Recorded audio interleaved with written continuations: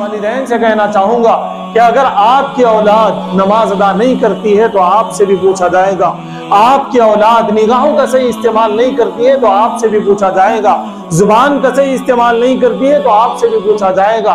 दिमाग का सही इस्तेमाल नहीं करती है तो आपसे भी पूछा जाएगा। जो भी एक्टिविटीज आपकी औलाद कर रही होगी उसके बारे में सवाल आपसे भी होगा। इसलिए मैं गुजारिश करता हूं कि हम अपने औलाद की सही तरबियत की तरफ तवज्जो। रब्बि शरह ली सदरी वयस्सिर ली अमरी वहलुल उक़दतम मिन लिसानी यफ़क़हू क़ौली। अल्लाहुम्मा सल्लि अला मुहम्मद व अला आलि मुहम्मद कमा सल्लैता अला इब्राहीम व अला आलि इब्राहीम इन्नका हमीदुम मजीद। अल्लाहुम्मा बारिक अला मुहम्मद व अला आलि मुहम्मद कमा बारकता अला इब्राहीम व अला आलि इब्राहीम इन्नका हमीदुम मजीद। मोहतरम बुजुर्गों और मिल्लत के नौजवानों, जैसा कि हम सभी जानते हैं ये हमारा वक्त हमारे अपने बच्चों के छुट्टियों का है, हॉलीडेज का है, जिसको हम पुरलुत्फ बनाने में मसरूफ़ हैं। जबकि अल्लाह रब्बुल इज़्ज़त का इरशाद है वमा खलक़तुल जिन्न वल इंसा इल्ला लियअबुदून। अल्लाह रब्बुल इज़्ज़त इरशाद फरमाते हैं कि हमने इंसानों को उनकी अपनी सारी ज़िंदगी हमारी अपनी इबादत के लिए पैदा किया है। अल्लाह रब्बुल इज़्ज़त इरशाद फरमाते हैं कि हमने जो ज़िंदगी तुम्हें दी है वो ज़िंदगी हमने तुम्हें आज़माने के लिए दी है। जबकि अल्लाह के रसूल सल्लल्लाहु अलैहि वसल्लम का इरशाद मुबारक है कुल्लुकुम राइन व कुल्लुकुम मसऊलुन अन रइयतिही। ऐ लोगों, तुम जिसके भी जिम्मेदार हो, तुम्हारे अपने ज़ेरनगी जो लोग हैं उनके बारे में तुमसे सवाल होगा। अल्लाह रब्बुल इज़्ज़त का इरशाद है वला तज़िरु वाज़िरतुन विज़रा उख़रा, कि कोई एक दूसरे का बोझ नहीं उठाएगा, सबको अपने किए का फल मिलेगा। जो कुछ भी ज़र्रा बराबर भी अच्छाई की होगी उसका भी हिसाब देना होगा, ज़र्रा बराबर भी जिसने बुराई की होगी उसका भी हिसाब देना होगा। कुरान करीम की एक एक सूरत, कुरान करीम का एक एक पारा, मैं यूँ कहूँ तो मुबालगाना होगा कि कुरान करीम का एक एक चैप्टर हमें इस तरफ बुलाता है, दावत देता है कि हम जो कुछ कर रहे हैं अल्लाह रब्बुल इज़्ज़त उसका हिसाब लेंगे। मैं आज आप हजरात के सामने वालिदैन का क्या किरदार अपनी औलाद के तई होना चाहिए उसको वाज़ेह करने की कोशिश करूँगा। मैं तवज्जो दिलाना चाहूँगा कि जिनकी औलाद ने 10th का एग्ज़ाम दिया और अच्छे नंबरात से कामयाब हुए, इंटर का एग्ज़ाम दिया और अच्छे नंबरात से कामयाब हुए, बाज़ को अच्छे नंबरात न मिल सके, कोई फेल भी हो गए, लेकिन मैं उन हर नौ उम्र लड़कों और लड़कियों के वालिदैन से मुखातब होना चाहता हूँ कि अब आगे उनका क्या होगा। हर दो एतबार से हमारी कौम के लोगों ने अपने आप को पीछे रखा। ना तालीमी एतबार से हमारा कोई लाहे अमल है, ना कोई प्लानिंग है, न दीनी एतबार से हमारे औलाद के लिए, हमारी अपनी औलाद के लिए, नस्ल के लिए कोई लाहे अमल और कोई प्रोग्राम हमारा है। इस पर बड़े बड़े उलमा ने, बड़े बड़े दानिश्वरों ने अपना रोना रोया है। तो मैं तवज्जो दिलाना चाहता हूँ उन पेरेंट्स को जिनके बच्चों ने अभी 10th मुकम्मल किया, जिनके बच्चों ने अभी इंटर मुकम्मल किया, आगे एक लाहे अमल बनाएं, एक्सपर्ट से जाकर मशवरा करें कि आगे हम अपने बच्चों को किस तालीम का हिस्सा बनाएं, अपने बच्चों का ग्रेजुएशन कैसे अच्छे से अच्छा हो सके, उनका मुस्तकबिल कैसे अच्छे से अच्छा हो सके, इस तरफ हमें तवज्जो देने की जरूरत है। और मैं खानदान के जो बड़े अहबाब हैं उनसे कहना चाहूंगा कि आपके अपने घर के अलावा आपके खानदान के उन घरों तक आप पहुंचे जो जानते नहीं कि 10th के बाद क्या करना है, इंटर के बाद क्या करना है, किस फील्ड को चॉइस करना है। बहुत से ऐसे वाकयात हमारे सामने आते हैं, इंटर के बाद कुछ भी समझ में नहीं आता, डिग्री में एडमिशन ले लेते। इंटर के बाद पता चला कि भाई फला साहब के लड़कों ने इंजीनियरिंग का कोर्स किया तो इसलिए हम अपने बच्चों को वहां ले चलें। बाज ये समझते हैं कि भाई फला ने पॉलिटेक्निक में अपने बच्चों को डाला तो हम अपने बच्चों को भी पॉलिटेक्निक में ले जाएं। दोस्तों, बुजुर्गों, हमें अपने बच्चों के टैलेंट को पहचानने की जरूरत है। हमें जरूरत है कि हम उनके असातिज़ा से मिलें, उनके स्कूल टीचर से मिलें। वो अगर इंटर में थे तो उनके लेक्चरर से हम मिलें और उनसे बात करें, उनसे काउंसलिंग करें और हम ये जानने की कोशिश करें कि हमारे बच्चों को किस फील्ड में ज्यादा इंटरेस्ट है, किस में वो पढ़ना चाहते हैं। और ये भी हमें देखने की जरूरत है, ऐसा तो नहीं कि वो देखा देखी कर रहे हैं, उनके दोस्त ने वहां एडमिशन लिया तो ये भी वहां एडमिशन लेना चाहते हैं, हालांकि वो अपने अंदर जो इंटरेस्ट उनका है वो कुछ और है, कहीं ऐसा तो नहीं है। तो इसलिए मैं आपसे गुजारिश करता हूं कि आप उनके असातिज़ा से मिलें, उनके लेक्चरर से मिलें, उनके टीचर से मिलें, उनके स्कूल के मैनेजमेंट से मिलें, उनके क्लास टीचर से मिलें और उनसे मशवरा करें। और आपके अपने खानदान में जो एक्सपर्ट्स हैं, जो वेल सेटल्ड हैं, अच्छा एजुकेशन जो रखते हैं, जो एजुकेशन में जो अच्छी महारत रखते हैं, उनसे आप मिलें। उसके बाद अपनी औलाद का मुस्तकबिल तय करें। कहीं ऐसा ना हो कि आपके बच्चे के अंदर जो स्किल्स हैं वो इंजीनियर बनने के हैं और आपने उन्हें MBBS में दाखिला दिलाने की कोशिश की हो। कहीं ऐसा ना हो कि आपके औलाद के अंदर डॉक्टर बनने के स्किल्स मौजूद हैं और वो उसमें बहुत महारत भी हासिल कर सकते हैं और आपने उन्हें उठाकर इंजीनियरिंग में ज्वाइन कर दिया। कहीं ऐसा ना हो। पिछले सालों में ऐसा बहुत हुआ है जिसका खमियाजा ये भुगतना पड़ता है कि एक एक साल, 2-2 साल के बाद बच्चे फिर से अपनी फील्ड सेट करने में लग जाते हैं, वो कोर्स छोड़ देते हैं। पता चला इंजीनियरिंग छोड़ दी और डिग्री में आ गए, पता चला डिग्री पढ़ रहे थे वो छोड़ दिए और बिजनेस में आ गए। हमें अपने बच्चों का फ्यूचर तय करने की जरूरत है। मैं अपनी आंखों से देखता हूं कि कई सारे लोग अपने बच्चों के 3-3 साल डिग्री में वेस्ट कर रहे हैं। उनको कुछ और बनाना था, उनको कुछ और करना था, लेकिन उन्होंने ऐसे ही जाने अनजाने में डिग्री में एडमिशन दिला दिया और उन्होंने अपने 3 साल बर्बाद कर दिए। जब जिस बच्चे को पढ़ने की तवज्जो नहीं होती, वो कोर्स करना नहीं चाहता, पेरेंट्स चाहे जितनी जबरदस्ती से उसको ज्वाइन करा दे, चाहे जितना पैसा खर्च करके ज्वाइन करा दे, लेकिन वो वहां पर फूलेगा फलेगा नहीं, वो सही तवज्जो से नहीं पढ़ेगा, वो खाली खाना पूरी करेगा। इसलिए एक गुजारिश ये है कि हम अपने औलाद को, हम अपने बच्चों को, चाहे स्कूल का मामला हो चाहे कॉलेज का मामला हो, देख समझ के हम ज्वाइन करने की कोशिश करें ताकि वो वहां अपना मुस्तकबिल बना सके। ये मेरी बात का एक रुख था। एक दूसरा रुख मेरे दोस्तों, मेरे खिताब का यह है कि कुल्लुकुम राइन व कुल्लुकुम मसऊलुन अन रइयतिही। अल्लाह के रसूल सल्लल्लाहु अलैहि वसल्लम ने इरशाद फरमाया कि हर कुंभे के जिम्मेदार से उसके जेर नगी जो लोग हैं उनके बारे में उससे पूछ होगी। अल्लाह रब्बुल इज्जत ने कुरान करीम में इरशाद फरमाया कि तुम अपने अहल अयाल का ख्याल कर लिया करो, तुम अपने अहल अयाल को जहन्नम से बचा लिया करो। इस तरफ भी हमें तवज्जो देने की जरूरत है। आज पेरेंट्स अगर किसी तरफ तवज्जो दे रहे हैं तो वो दुनियावी एतबार से तवज्जो दे रहे हैं।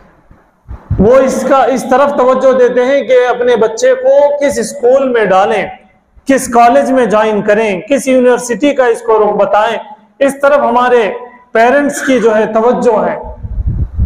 आगे बढ़कर हमारे जो पेरेंट्स हैं, हमारे जो जिम्मेदार हैं, वो ये सोचते हैं कि ये किस तरह का कारोबार करेगा तो फूलेगा फलेगा, किस तरह की सोसाइटी में ये रहेगा तो ये अच्छा रहेगा। इसके दोस्त अहबाब कैसे होंगे तो ये बिजनेस में आगे बढ़ सकेगा, ये एजुकेशन में आगे बढ़ सकेगा, इसको किस तरह के ट्यूशंस में भिजाना चाहिए, इस तरफ हमारे पेरेंट्स तवज्जो दे रहे हैं।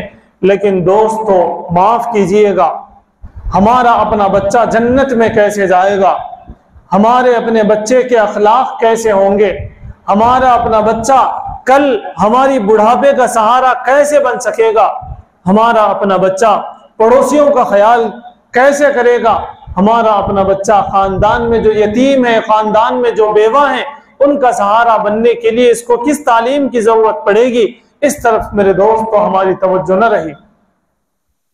सुबह से लेकर शाम तक मैं आगे बढ़कर ये बताऊं, सारी जिंदगी हमने अपनी औलाद को दुनियादार बनाना तो सिखाया, हमने कमाना तो सिखाया, लेकिन मेरे दोस्तों हमने उसको जन्नती बनना नहीं सिखाया। इसका बड़ा फुकदान आज मौजूद है।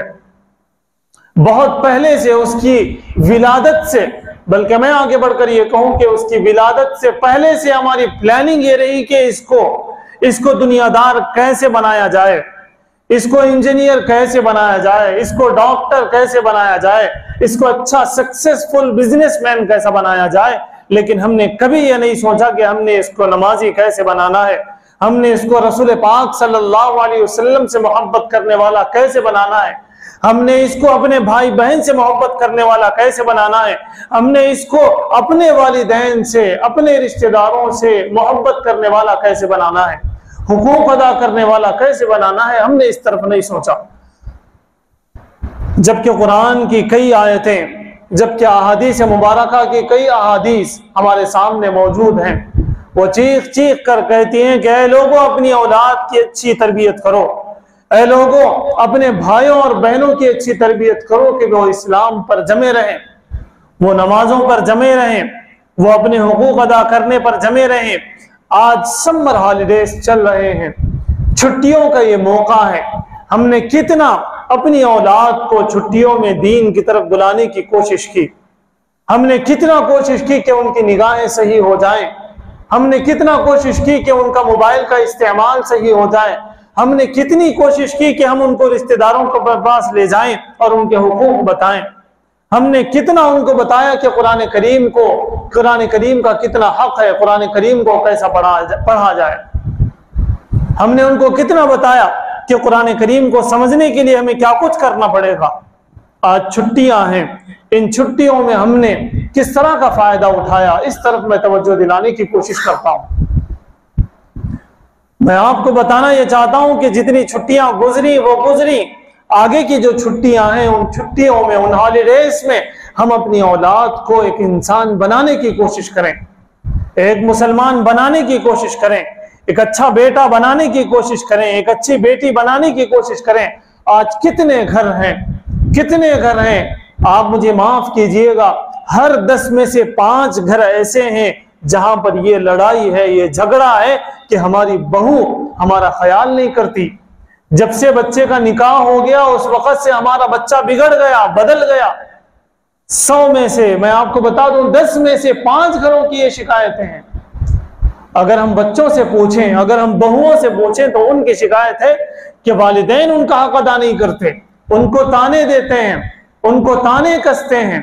ये कैसा माहौल हमारे समाज में आ रहा है, जबकि हम अपने आप को मुसलमान कहलाने पर हम जो है पीछे नहीं हटते, जबकि हम अल्लाह के रसूल सल्लल्लाहु अलैहि वसल्लम से मोहब्बत और इश्क का दम भरने से पीछे नहीं हटते। इसके बावजूद हमारे घरों में ये बातें क्यों हैं?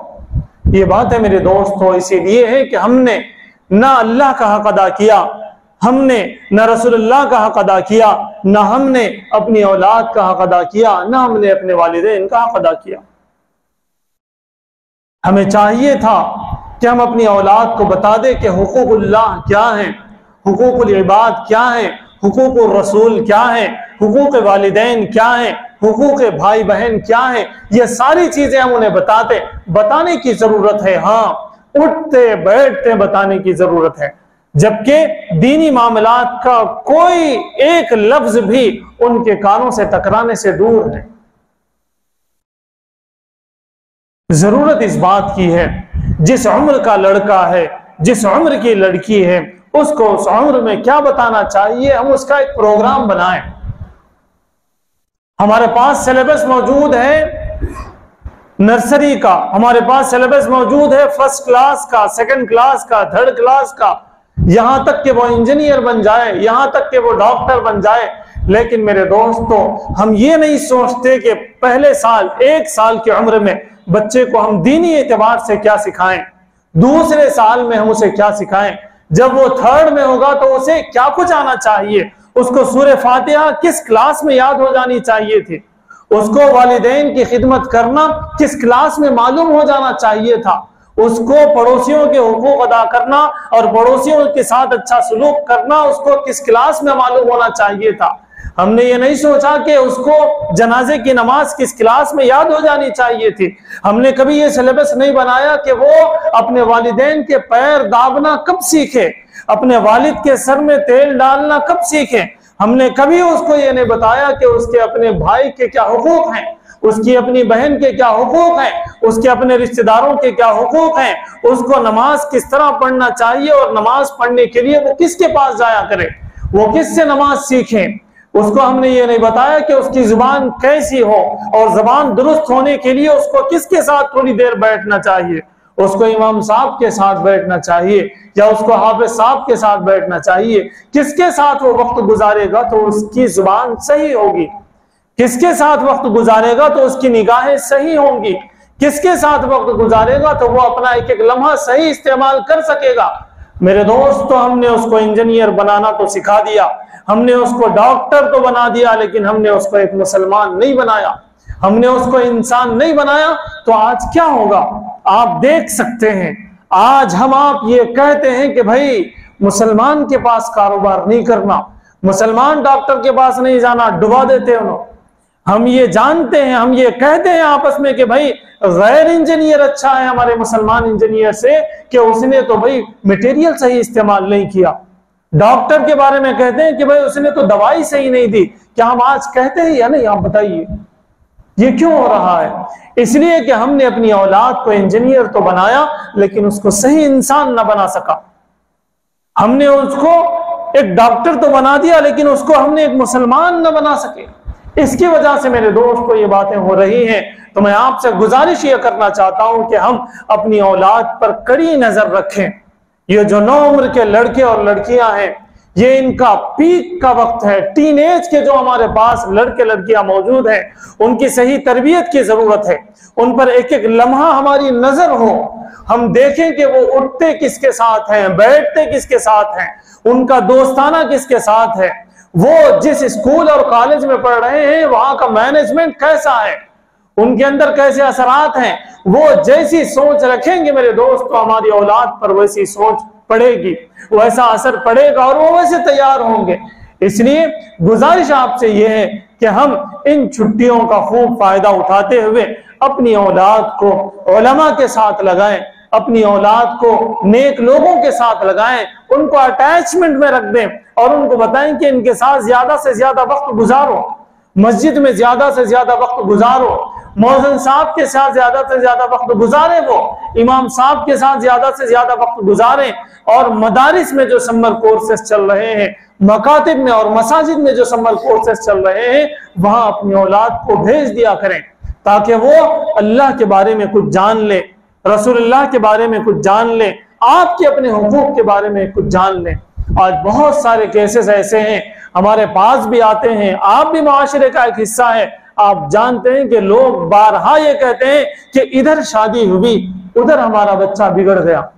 मैं उनसे कहना चाहता हूं, मैं आमतौर से कहता भी हूं, आपका बच्चा उस अपनी अहलिया के साथ रहते हुए कितने साल हुए?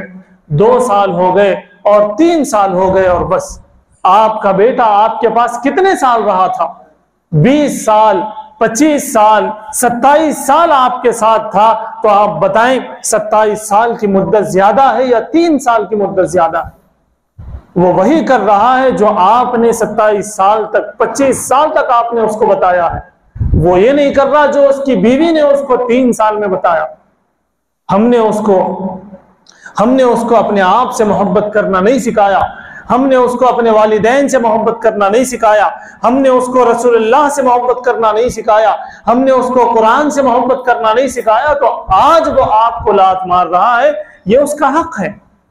हमने उसको बताया ही नहीं कि हुकूक वालिदैन क्या है, हमने उसको बताया नहीं कि अल्लाह के हुकूक क्या है, हमने उसको बताया नहीं कि रसूलुल्लाह सल्लल्लाहु अलैहि वसल्लम का तरीका क्या है, तो इसलिए हमको उसने आज हमें लात मार दिया। ऐसे बहुत सारे केसेस हैं जिनको धक्के मार कर औलाद ने अपने घरों से बाहर निकाल दिया। बेटियों के पास जाकर वो रह रहे हैं, कई शेल्टर्स में जाके वो रह रहे हैं, कई हॉस्पिटल्स में जाकर वो रह रहे हैं। ऐसे बहुत सारे लोग मौजूद हैं। तो उसकी बुनियाद यहीं से पड़ती है कि हमने अपनी औलाद की तरबियत सही नहीं की। मैं वाज़ेह तौर पर एक और बात कहना चाहूंगा, हम अपनी औलाद के सामने अपने वालिदैन की खिदमत करें, हम अपनी औलाद के सामने अपने वालिदैन के सर में तेल डालें, हम अपनी औलाद के सामने अपने वालिदैन के पैर दाबें, हम अपनी औलाद के सामने अपने वालिदैन को खूब केयर करते रहें ताकि वो असरात हमारी अपनी औलाद में आए। और ये आती है, ये असरात आते हैं। आज हमारी औलाद हमें देख रही है कि हम अपने वालिदैन के साथ चीबजबी होते हैं, उनको गुस्सा करते हैं, तो वो वही सीख रही है। आज हम अपने वालिदैन को पैदल कर देते हैं, एक ऐसे कमरे में रख देते हैं जहां किसी तरह की कोई फैसिलिटीज नहीं है। हमारी औलाद वो हमें देख रही है, कल इंशाअल्लाह हमारी औलाद भी हमारे साथ वही काम करेगी।